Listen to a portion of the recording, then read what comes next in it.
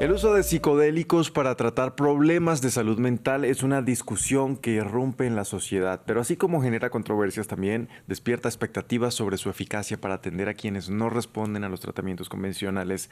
Antón Gómez Escolar es psicofarmacólogo, especializado en psicodélicos y divulgador científico en el canal Drogopedia. Es además el cofundador de la Sociedad Española de Medicina Psicodélica y la Fundación INAHUE, que esta es una organización sin ánimo de lucro que promueve la innovación en la salud mental a través del desarrollo de un ecosistema que facilita la implementación de terapias asistidas con psicodélicos. Y hoy nos acompaña aquí en France 24. Antón, bienvenido. Muchas gracias, un placer. Antón, seguramente al empezar a hablar de este tema, habrá quienes estén confundiendo el consumo recreativo de psicodélicos con la terapia asistida con estas sustancias. Empecemos por ahí. ¿En qué se diferencian?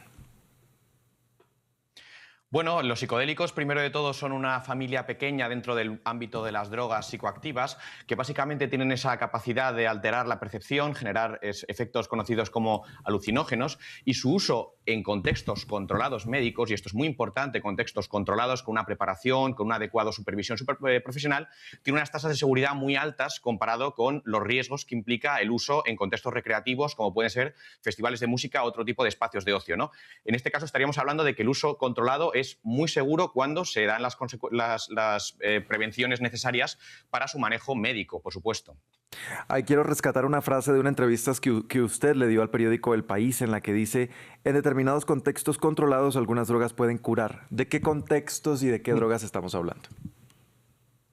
Pues en este caso estamos hablando sobre todo de drogas psicodélicas, que son aquellas que tienen pues esa capacidad de generar efectos alucinógenos, que serían sustancias como por ejemplo la psilocibina, que es el principio activo de las setas mágicas, también sería la LSD, por ejemplo, también la MDMA, conocida como éxtasis, o la ketamina, que actualmente es la única que ya ha sido aprobada para uso médico, ¿no? Y estas sustancias, cuando se utilizan en esos contextos médicos bien controlados, generalmente estamos hablando de clínicas, de hospitales o en otros lugares también de otro tipo de contextos, según también la cultura o el lugar del que hablemos, pero aquí en Occidente fundamentalmente hablamos de hospitales y clínicas especializadas, pues obtenemos unos resultados muy interesantes en el abordaje de trastornos muy complejos como la depresión, el estrés postraumático, las adicciones o la ansiedad, y lo bueno es que además conseguimos estos resultados en personas que no han tenido una buena respuesta a los tratamientos convencionales, ¿no? Como podrían ser los antidepresivos o los ansiolíticos.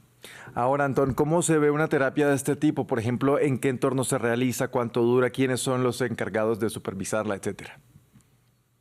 Pues generalmente se hace en entornos hospitalarios. Normalmente hay un equipo que está encargado de supervisar todo el tratamiento. Suele consistir de unas 4 partes. Una primera parte en la que se hace un cribado para garantizar que el paciente es una persona que está adecuadamente preparada para esta experiencia, que no tiene algún tipo, por ejemplo, de trastorno psiquiátrico como una esquizofrenia que pueda verse agravada, sino que son pacientes que no tienen este tipo de condiciones previas. Luego se pasa a una fase de preparación en la cual el paciente es preparado por su terapeuta, normalmente un psiquiatra o un psicólogo especializado, que empiezan a trabajar sobre el trastorno que esta persona tiene, preparan la sesión, preparan al paciente para cualquier tipo de eventualidad que pueda suceder, como la aparición de ansiedad o de miedo.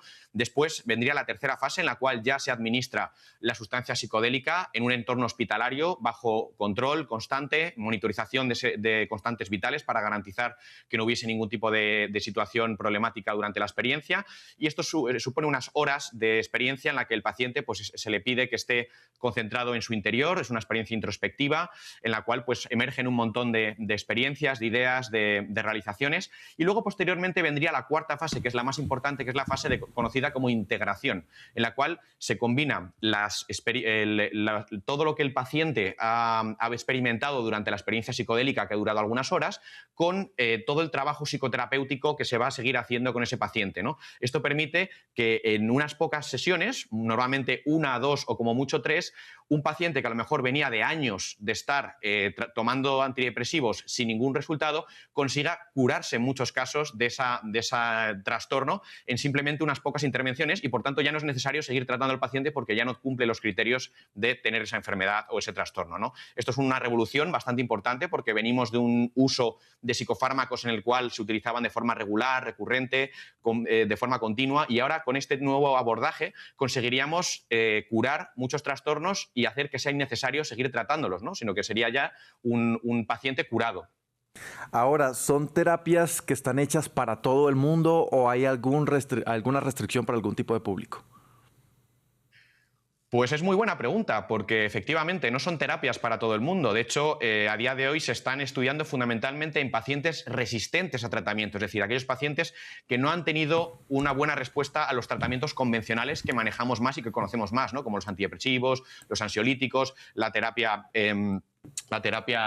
cognitivo-conductual, y en este tipo de pacientes pues generalmente se consiguen muy buenas tasas de respuesta, pero hay que tener en cuenta que hay pacientes que no deberían nunca recibir tratamiento con psicodélicos. Por ejemplo, pacientes que tengan cualquier tipo de trastorno de base cualquier tipo de trastorno de base psicótica, como puede ser una esquizofrenia, por ejemplo, o incluso pacientes con bipolaridad, porque estos tratamientos, estas experiencias psicodélicas pueden desestabilizar a estos pacientes demasiado, ¿no? Por tanto, siempre tiene que haber una fase de cribado y una fase de evaluación en la cual se haga un trabajo muy profesional a la hora de decidir qué pacientes son realmente seguros para este tipo de tratamientos y qué pacientes pues, no deberían recibir estos tratamientos para evitar que se produzcan este tipo de cuadros que pueden ser peligrosos.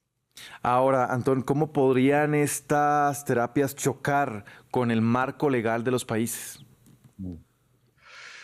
Pues bueno, hablamos de sustancias, las sustancias psicodélicas que están clasificadas actualmente en el mayor rango, el mayor grado de control internacional y de prohibición, ¿no? Estamos hablando de la lista 1, Schedule 1, de las convenciones internacionales de sustancias, lo cual hace que sea muy complicado, muy costoso y muy difícil logísticamente investigar y trabajar con estas sustancias en entornos de investigación o de uso terapéutico, porque hablamos de sustancias que tienen un grandísimo control. Es complicado encontrar empresas que puedan producirlas, es necesario tener muchas medidas de seguridad a la hora de transportarlas o de utilizarlas, hace falta muchos controles a la hora de poder administrarlas. Por tanto, podríamos hablar de que estas sustancias actualmente se encuentran en una situación bastante compleja a la hora de poder hacer investigación o uso terapéutico más accesible o más libre, que sería lo que en un momento, en el día de mañana probablemente, sería necesario poder acceder para poder utilizarlas, ¿no? Por tanto, es necesario pues, hacer algunos cambios legislativos en los países para que estas sustancias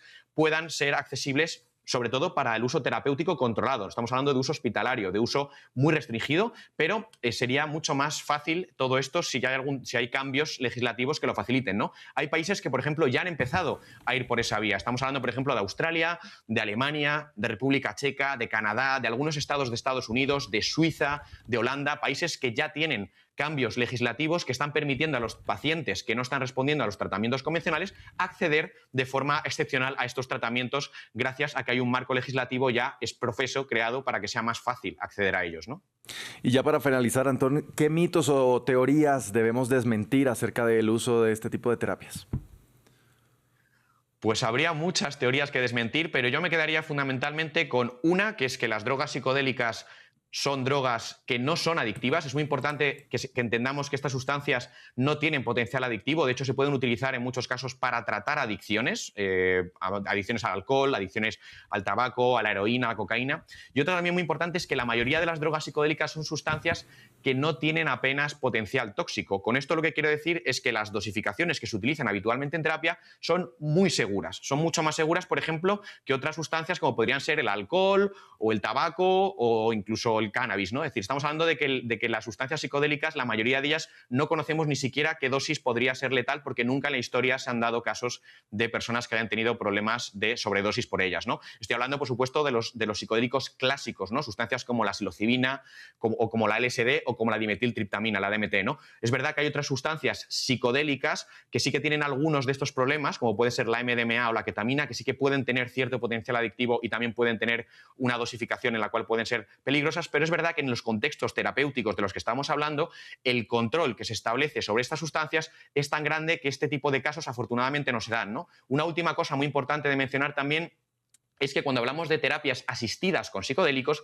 estamos hablando de que la psicoterapia es el núcleo del tratamiento y el psicodélico solamente potencia o ayuda a que esa psicoterapia sea más eficaz, ¿no? No estamos hablando de usar esa sustancia para tratar el trastorno, estamos hablando de usar esa sustancia para potenciar la eficacia del tratamiento. Y una cosa importante es que estaríamos hablando, por tanto, de que la psicoterapia asistida con psicodélicos permite, en muchos casos, curar el trastorno con unas pocas intervenciones. Es decir, no es necesario que el paciente se lleve a casa la sustancia, ni siquiera que la consuma varios días, ¿no? Con un consumo puntual, controlado en un contexto hospitalario y en un contexto terapéutico, se conseguiría superar la enfermedad en muchos casos. Por tanto, no sería necesario hacer un uso como el que hacemos a día de hoy, de uso continuo, Sí. uso diario de muchos psicofármacos, ¿no?